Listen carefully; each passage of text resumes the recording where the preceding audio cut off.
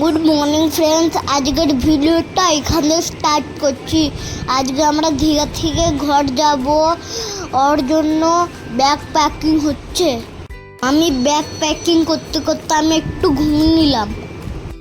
মাসিদেরও bag packing হয়ে গেছে, মাসি আর এখন বসে আছে। আমার বম্মার মামি মিলে আমাদের সামানগুলো গুছিয়ে নিল। বাড়ি যাওয়ার আগে মামি বলল, চ নিচের দোকান থেকে গরম গরম চা খাই। আমি এখন চা খেতে যাচ্ছি। এখন হোটেলের ক্যান্টিন বন্ধ, ওই জন্য নিচের দোকানে চা খেতে যাচ্ছি। আমি আসার আগে জেঠু, পাপা, মাসি, মেসো গল্প করতে লেগেছে চায়ের দোকানে। আমিও এসে বসে পড়লাম চা খেতে। আমাদের হোটেলটা খুব সুন্দর ছিল, আমার সব থেকে ভালো লেগেছে হোটেলের সুইমিং পুলটা। সমুদ্রতে স্নান করার পরে আমি এই সুইমিং পুলে অনেকক্ষণ স্নান করতাম। আমরা দোকানে বসে বসে চা আর টোস্ট খেয়ে নিলাম। চা খাবার পরে হোটেলে গিয়ে সব ব্যাগপত্রগুলো নিচে নামিয়ে দিয়েছে। লাস্ট মামি চেক করে নিল ব্যাগপত্র কিছু রয়ে যায় না তো। সব কিছু চেক করার পর সব নিচে চলে এলাম। সে ব্যাগপত্র সব এক জায়গায় রেখে দিচ্ছে। সুমন দাদা আরে এখনো রেডি হয়নি, আমরা দাঁড়িয়ে দাঁড়িয়ে বোর হচ্ছিলাম।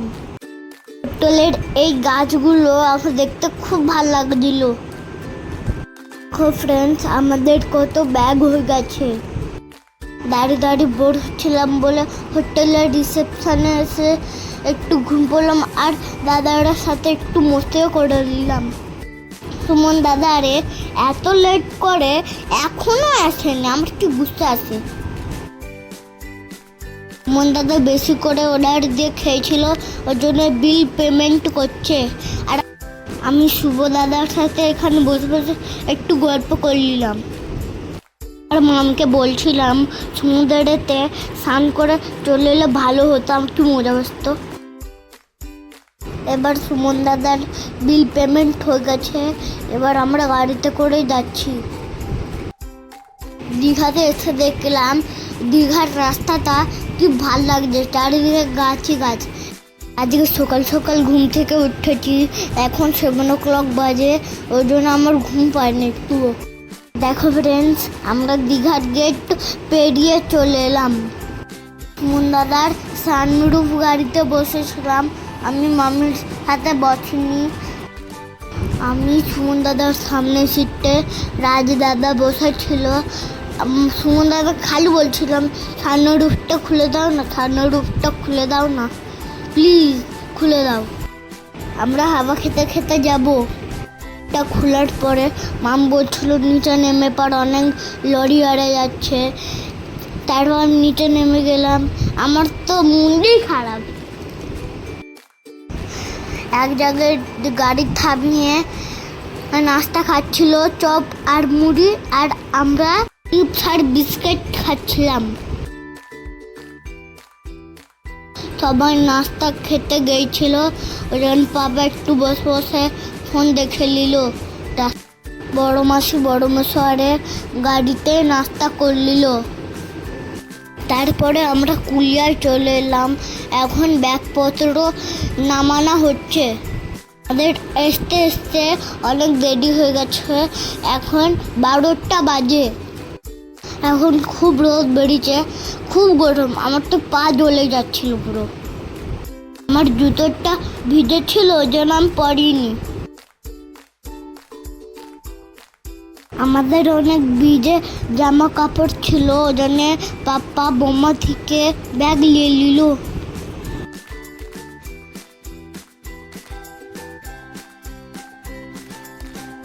দেখো ফ্রেন্ডস, আমরা কুলিয়ায় পৌঁছে গেছি।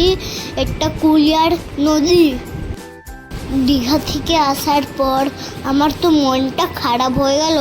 দীঘাতে কত এনজয় করলাম, কত ঢেউ খেলাম, ঘর আসতে ইচ্ছা যাচ্ছিল না। দেখো ফ্রেন্ডস, নদীতে কত জল। একদিন বৃষ্টি হয়েছিল বলে এত জল বেড়ে গেছে।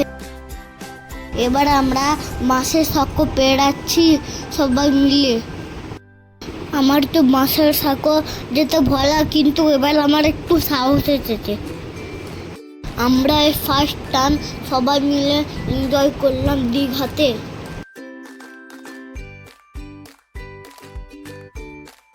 এবার আমরা সাঁকো পেরিয়ে চলে এলাম। এবার আমরা টোটোটা উঠেছি। টোটো বসে বসে মামকে বলছিলাম আবার পরের বছরে দীঘাতে যাব। আমার তো খুব মস্তি হচ্ছিল জানে।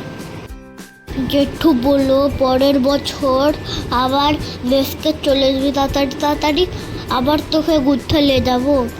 আবার সবাই মিলে অনেক এনজয় করবো।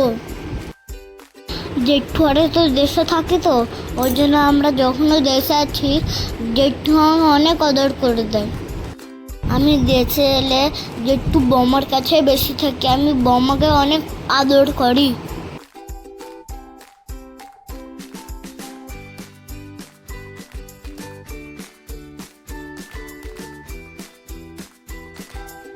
আজকে অনেক গরম, স্টেজটা অনেক থেকে গেলাম।